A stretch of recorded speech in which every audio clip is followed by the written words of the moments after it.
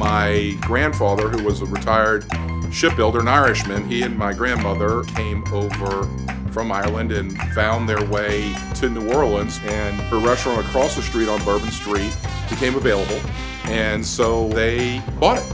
And that was where the first Brennan's restaurant was, actually called the Brennan's Vieux Carré at the time. The restaurant did well. The decision was made that they needed a larger space. They were looking for a location and found one at 417 Royal Street, where Brennan's in New Orleans remains today.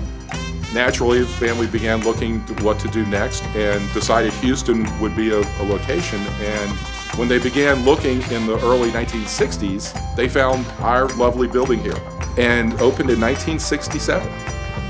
I've always thought the restaurant had a great flow to it. You sort of flow into the carriageway, which sort of then disperses people to the different parts of the restaurant, the main dining rooms downstairs, with the other dining rooms that overlook the courtyard, the Terms of Endearment room, where Jack Nicholson famously fed Shirley MacLaine raw oysters in a scene in Terms of Endearment.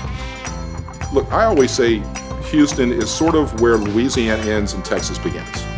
And so our cuisine began to evolve.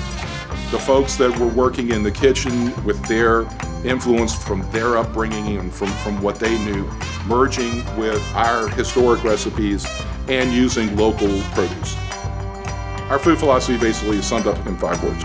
Creole, we're from New Orleans. Texas, we've been here 50 years. Most of our product comes from around us. We're Southern. Southern hospitality, it comes through in the cooking. Additionally, our food should be authentic. It should come from a place. It should originate from somewhere other than just an idea of, let me put these two things together. And lastly, memorable. That's how it fits in with our simple truth to create great memories for our guests. Our food should be memorable as well. The hospitality is no different. It's Southern hospitality. It means truly welcoming people and meaning it when you do that. We have customers with hundreds upon hundreds of return visits. There's a reason for that. There's a lot of great food in Houston. There's a lot of great places where you can get great beverages. I think it's our encouraging people to really make that memory for our guests. Marcelino came here as a much younger man, as I was, and he has been a captain with us now for decades, and he has probably more folks that will only come if Marcelino is here than anyone I've ever seen in my career. Certainly it's a point of pride for Carl Walker and myself, Jose Arevalo, that so many of these young people have come through our kitchen and spent time with us and then gone on to make their own mark.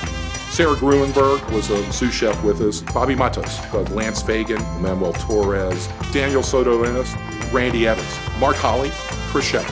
Oh, Patrick Fegas. There are dozens of them. If we've had a small part in helping them, wonderful. They certainly have played a great part in helping us become the restaurant we are today.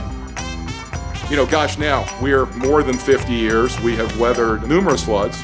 Actually had a tornado come take the roof off of our building and put it out in the middle of Smith Street. During Hurricane Ike in 2008, we actually had a fire here in the roof of our building.